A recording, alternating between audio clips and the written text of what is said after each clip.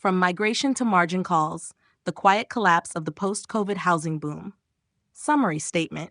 The post-COVID housing boom was driven by migration surges, remote work, and Wall Street speculation in single-family real estate. But as interest rates remain high and domestic migration slows dramatically, especially in states like Florida and Texas, the foundation is eroding.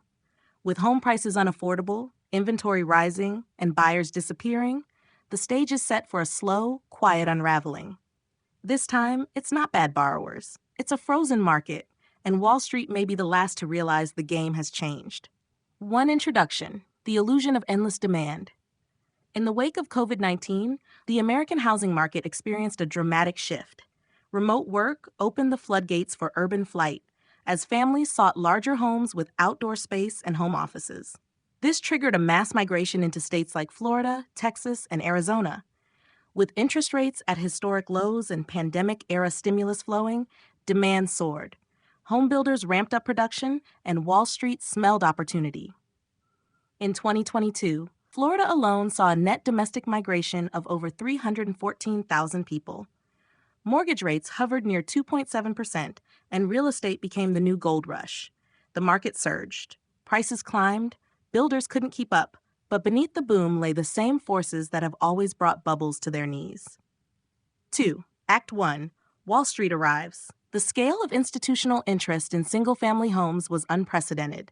Large firms like Blackstone, Invitation Homes, and others poured billions into residential real estate. Build-to-rent subdivisions emerged.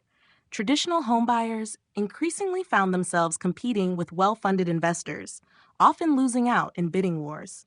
These homes weren't being bought to live in. They were assets, yield vehicles. The shift transformed neighborhoods and made homeownership even less accessible for everyday Americans. Wall Street had once again turned a basic human need into a speculative playground. 3. Act 2. Interest rates change everything.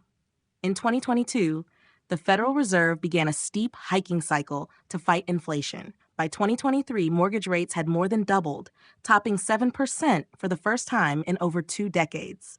This single shift slammed the brakes on the housing machine. Homeowners who had locked in sub-3% mortgage rates were unwilling to sell and lose their golden financing.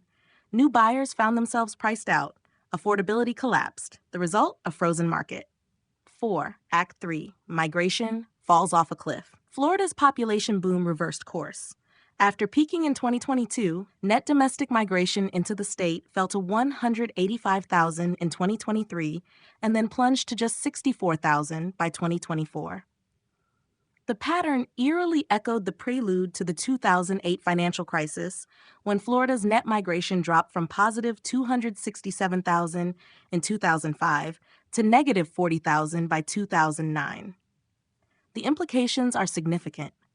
Migration was the engine of housing demand.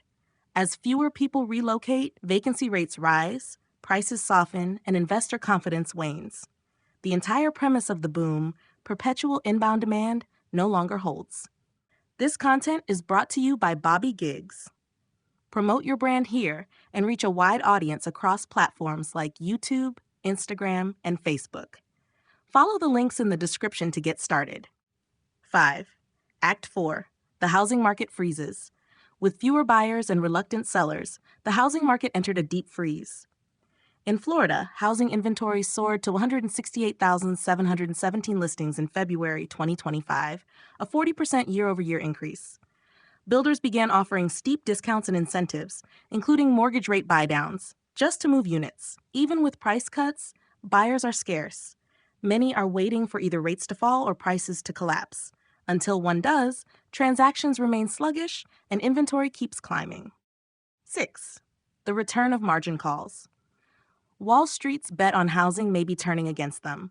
With rent yields compressing and asset prices plateauing or falling, the returns no longer justify the leveraged positions many firms took. While there is no subprime mortgage meltdown this time, the financialization of housing is once again revealing its fragility. The risk isn't widespread borrower default. It's institutional capital flight and the unwind of complex derivative positions that assumed growth and occupancy would remain high. 7. The pattern repeats, but the mechanics have changed. In 2008, Bad lending and synthetic derivatives brought the system to its knees. In 2025, it's the withdrawal of liquidity and migration that could quietly suffocate the housing market. The root cause remains the same. Wall Street turned a basic necessity into a financial instrument, and the result is a fragile system propped up by assumptions that no longer hold. The fallout may be less explosive this time, but it could be just as economically damaging in slow motion. 8. Conclusion. Lessons and what comes next. The post-COVID housing boom wasn't built on sustainable fundamentals. It was driven by temporary trends, cheap money, and speculative fervor. Now that those conditions have reversed, the true state of the market is becoming visible. Wall Street may once again find itself overextended, this time not from reckless lending, but from betting on a one-way flow of people and capital that has quietly reversed. The migration data doesn't lie. The market has turned. What comes next may not be a crash, but a grinding correction. One where housing loses its speculative sheen and returns to being what it was always meant to be: shelter, not a slot machine.